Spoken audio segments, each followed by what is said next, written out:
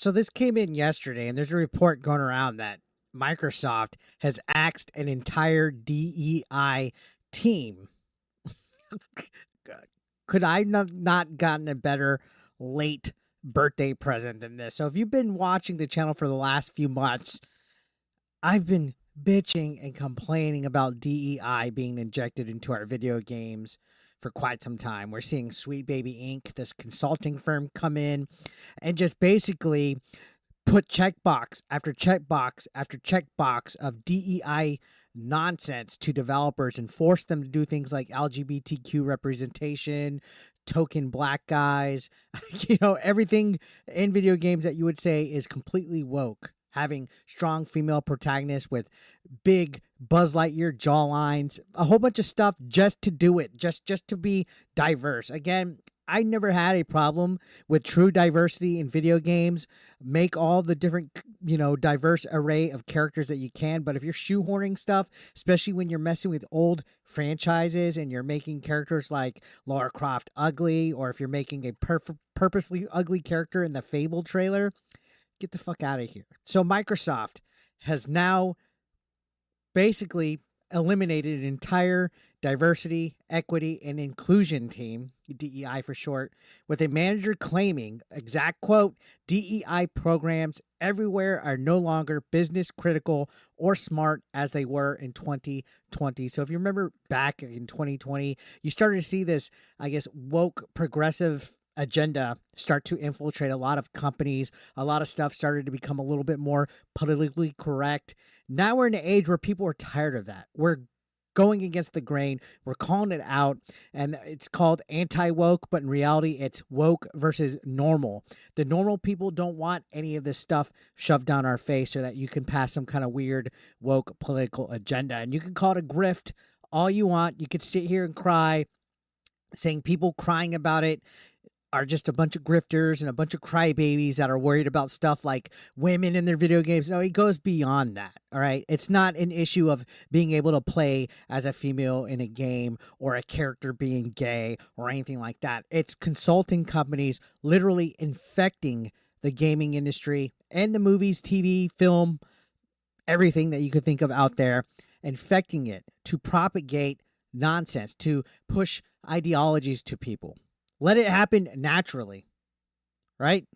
Make good stories, make good content, entertain people. Well, Microsoft is doing this. This is a new report. I saw it on Business Insider. They wrote that they laid off an entire team focused on this, and a team leader blasted the company for a lack of investment in these efforts. I don't know. There was like an email that leaked out allegedly. The manager said, "True systems change work associated with DEI programs everywhere are no longer business critical or smart as they were in 2020.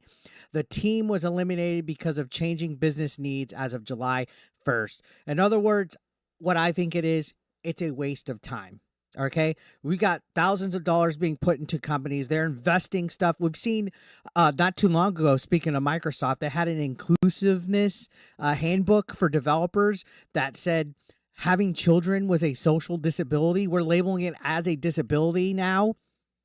It's so fucking weird, like the weird buzzwords and talk that they have put into all these inclusive models and programs and ideas and stuff. Like it's borderline over the top at this point, to where you have to feel like you have to cater and relate to everybody and everything in a video game. Honestly, I think the most narcissistic thing that a person could do is feel like, oh, I have to have myself represented in this game or else it's not inclusive enough. Get the fuck over yourself. I'm not playing Super Mario Brothers to relate to it, all right? I'm jumping on turtle shells, I'm eating mushrooms, and I'm saving the princess. I don't need a character to make me feel special and warm and fuzzy inside because I've been told I'm a special little snowflake by my liberal arts degree professor.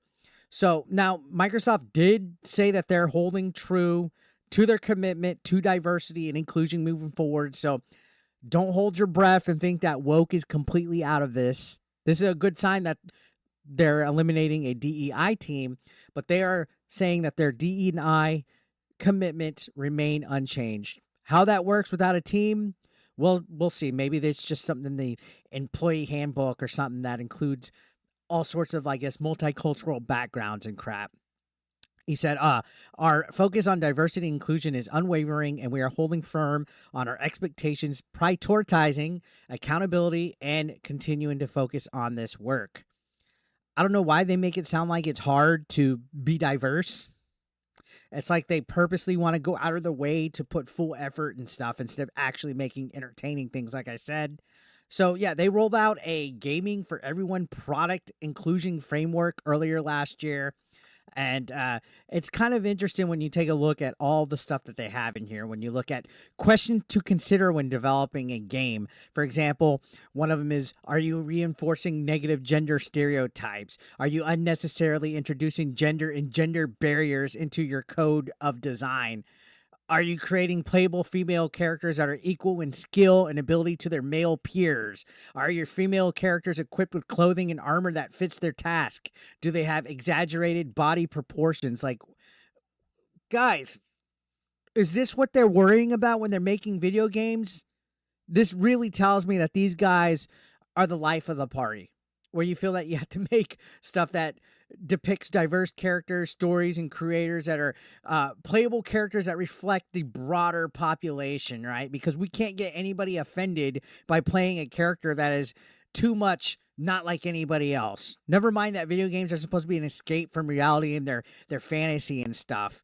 It's almost like, oof, like, I don't know what they're worried about. And then it goes deeper down into where their characters are not tokenized or stereotyped based on their identities. But then it almost is self-contradictory because they literally want to make characters good because they're LGBTQ. Like, oh, this character is a great character because he represents the gays. Or this character is good because they represent people of color. They honestly, it's like they want people to feel relatable to characters based on their identities and their upbringings and their nationalities and their sexualities. But then they say, make sure they're not tokenized. So you can't be too racial stereotyped, right? Mike Tyson's Punch Out would piss them off.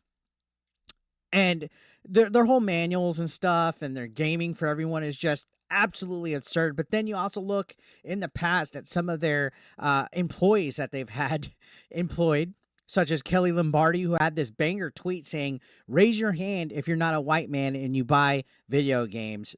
No hate to white dudes. It's just another day in the gaming industry that minorities have to fight to prove they exist. Like, who thinks and talks like this? And these are people that are community managers and people that run communities based on gaming.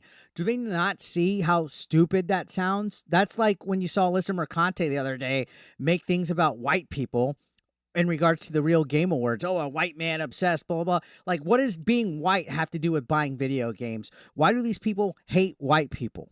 It's ridiculous to think that you have all these females entering the gaming atmosphere and they just hate white men.